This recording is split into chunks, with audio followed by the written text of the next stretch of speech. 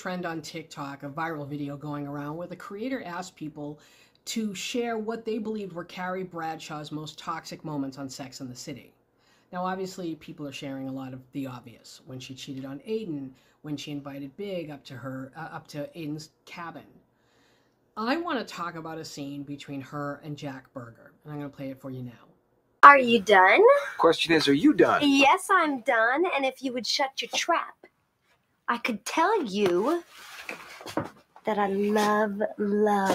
I loved it. Except for one huge problem. You have your leading lady running all over town wearing a scrunchie. A scrunchie.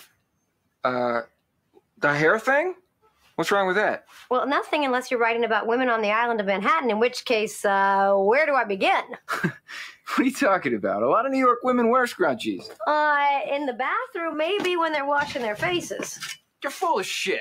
I see women every single day all over New York City that wear scrunchies. Okay, but here's the thing. Here's my crucial point. No woman who works at W Magazine and lives on Perry Street would be caught dead at a hip downtown restaurant wearing a scrunchie. So Carrie and Berger, they're both writers. Carrie's about to have her first book published. This is, I think, Berger's second book. And she's giving her review, and she tells him how great it is, except for this one thing. Now, here's the thing. The flaw that she picks out about the woman who works for W Magazine walking out and about with a scrunchie in Manhattan, she's right. You probably wouldn't see that. And that is constructive feedback because most women in Manhattan would know that and it would take them out of the story. But the time to tell a writer that is while they're still writing the draft, not after it's published when there's nothing they can do about it. And Berger was already so insecure. Like Berger was just, he was a man baby. And Carrie, in this relationship, I think, was questioning herself far more than when she was in a relationship with Big. And I think it's because Berger, he didn't know how to communicate his feelings. He would shut down and not tell her what was bothering him. He always felt the need to one-up her. And here's an example. It was staring us in the face. Okay, I'm sorry to have to do this, but I do believe we are in the presence of a scrunchie. I also do believe, and correct me if I'm wrong, that we are in New York City proper. This woman does not appear to be washing her face. She appears to be standing on line at a hip downtown restaurant. So, kind of kills your New York woman theory. Tough break, Bradshaw. She's not from New York. What? Doesn't matter. Did they say how long the wait was going to be? Excuse me? Hi, I'm sorry to bother you. We're just wondering what part of New York you live in. Oh, gosh! I am from Macon, Georgia. But thanks, you made my whole day. So we already know that this conversation that they had about the scrunchie in Carrie's apartment, it made Berger completely shut down. It emasculated him, is what it did. Because he's being told by a woman, oh, you made this huge mistake in your book and women aren't going to like it. That's what he heard. Like, you don't know women. Women, you don't understand women. You're bad with women. That's what he heard. So now they're out. And Carrie knows that this was a conversation that was not good for their relationship. And Berger knows that this is a conversation probably not great for their relationship. But what does he do? He brings it up.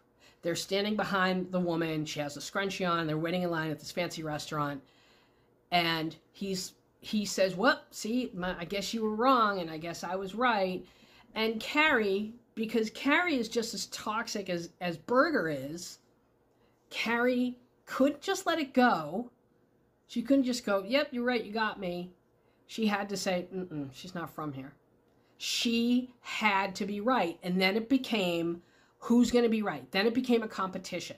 Now, and that's what happens. I mean, that's just, if you're dating a writer that can happen.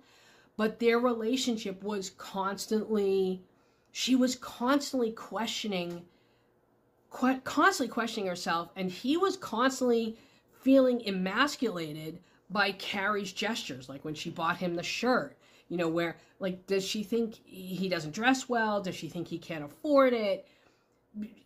As Carrie had to constantly overthink everything with Berger, because everything offended him.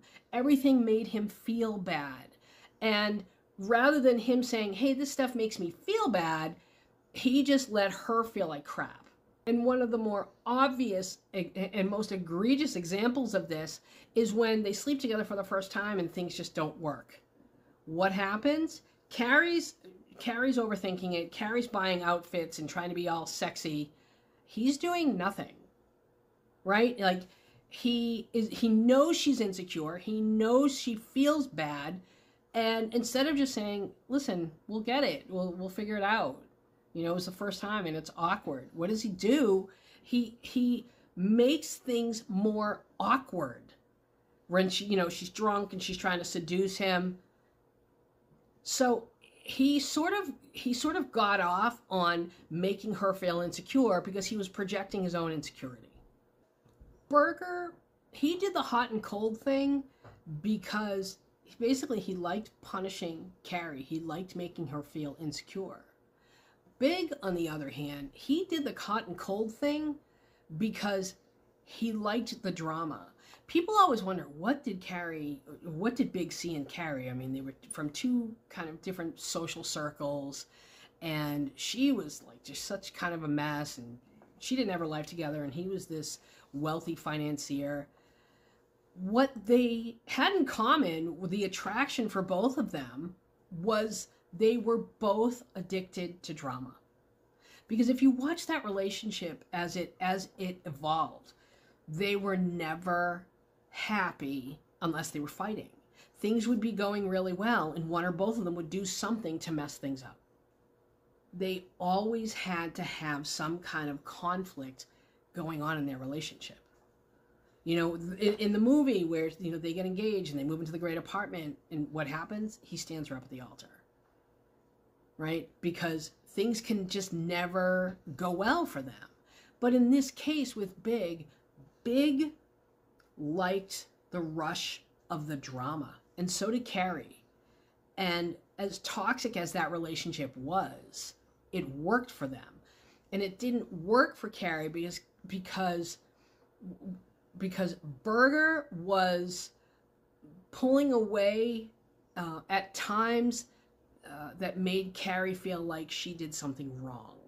Big never intentionally tried to hurt Carrie, whereas Berger did. I want to hear from you.